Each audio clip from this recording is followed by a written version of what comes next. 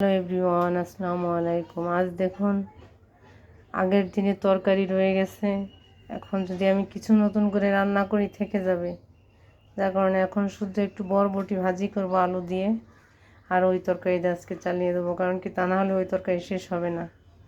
যার কারণে আজকে এই বুদ্ধিটা করলাম যে ভাজিটা করি আর ওই তরকারি দিয়ে আজকে দুপুরে কভার করব।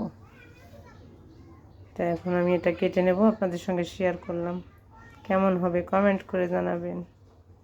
রেডি আমার বরবটি আর আলু ভাজি করার জন্য রেডি করে ফেলছি। যে পেঁয়াজ কাটা আছে, কাঁচা ঝাল, এই যে রেডি। কমেন্ট করে জানাবেন কেমন হলো। Hello everyone, hello everyone.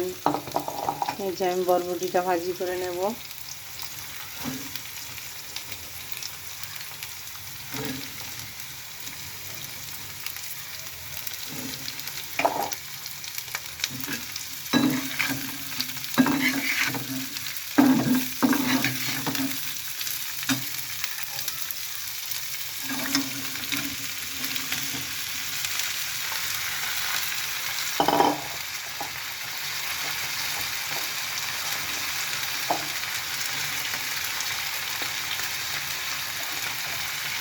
আমার সহযোগিতা করার কেউ নেই পাশে, আমার একাই ক্যামেরা ধরতে হয়, মোবাইল ধরতে হয়, ধরে ভিডিও করতে হয়, তাই ভুল ত্রুটি হলে ক্ষমা করবেন।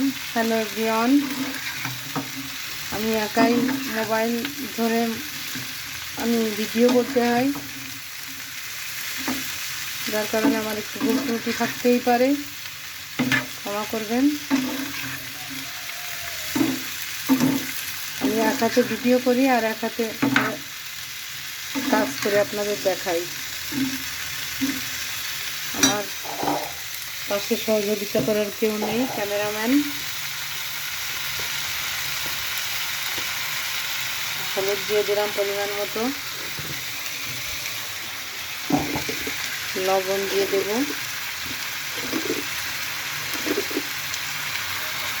লবণ দিয়ে দেব,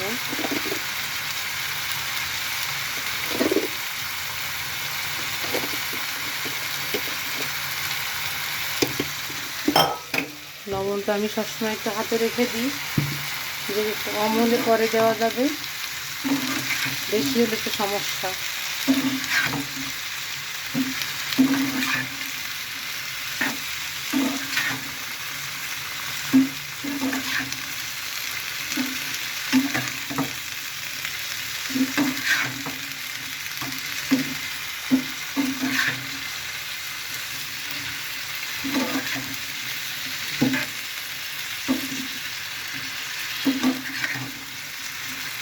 কেমন হচ্ছে কমেন্টস করে জানাবেন। আলু কি বেশি হয়ে গেল না ঠিক মতো হয়েছে?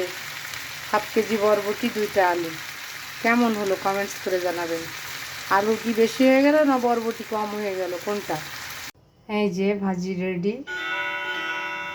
এখন আবার চেঞ্জ হয়ে গেল, আবার একটু পুঁই শাকের তরকারি রান্না করতে হবে। এই যে পুঁই শাকের তরকারি আর এই যে ছোটো মাছ দিয়ে একটু পুঁই শাকের তরকারি রান্না করতে হবে।